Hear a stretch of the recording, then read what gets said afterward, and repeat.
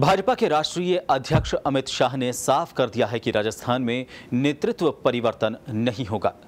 मुद्दे उठाना लोगों का काम है, लेकिन सरकार अच्छा काम कर रही है, इसलिए नेतृत्व में कोई परिवर्तन नहीं किया जाएगा। उन्होंने दावा किया कि संगठन 2014 में भी जीत की स्थिति में था और अभी भी जीत की स्थिति में है, लेकिन 4 महीने के भीतर प्रदेश भाजपा को अजेय स्थिति में ला देंगे।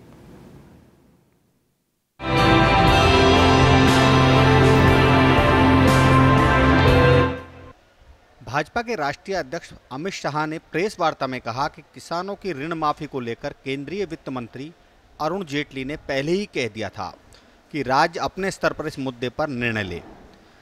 गोवध को लेकर शाह ने कहा कि जहां भी बीजेपी की सरकारें बनी हैं, वहां गायों की रक्षा को लेकर कानून बनाए गए हैं।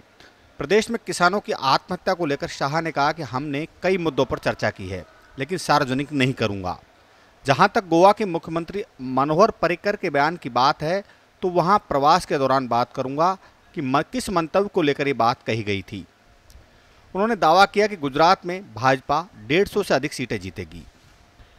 उन्होंने कहा कि पार्टी को बूथ स्तर पर मजबूत बनाया जा रहा है, जिससे न केवल राजस्थान बल्कि देश में पार्टी लगभग अपराजय की स्थिति में आ जाएगी।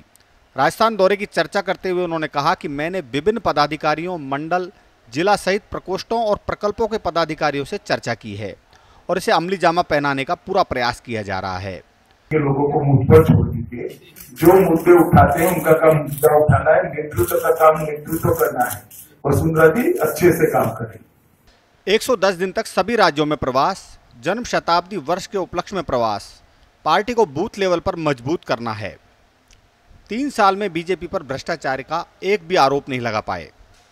फैसले लेने वाली सरकार, इंडिया सबसे फास्ट ग्रोइंग इकोनॉमी देश बना, कामकाज की सराहना देश की जनता कर रही है। मणिपुर, गोवा और यूपी में सरकार बनना बीजेपी की सरकार की उपलब्धि। जीएसटी लागू किया, इसे जनता ने स्वीकारा। 91 लाख पैन कार्ड जारी किए गए। रिफाइनरी के लिए अलग से पैसा देंगे, ये राशि 40,000 करोड़ रुपए होगी। घनश्याम तिवारी द्वारा दीनदयाल वाहिनी के संचालन को लेकर उठे सवालों पर उन्होंने गोलमाल जवाब देते हुए कहा कि आप भी वाहिनी का संचालन कर लो, उसे भी मान्यता दे देंगे। बहरहाल 3 दिन के प्रवास के दूसरे दिन भी शाह का फोकस संगठन को मजबूत करने पर रहा।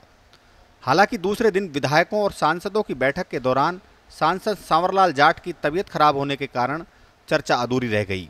लेकिन प्रवास के आखिरी दिन यानी कल फिर एक बार शाह संगठन को मजबूत करने के साथ सरकार की भागीदारी को बढ़ाने के निर्देश जारी कर सकते हैं। ब्यूरो रिपोर्ट, पत्रिका टीवी, जयपुर।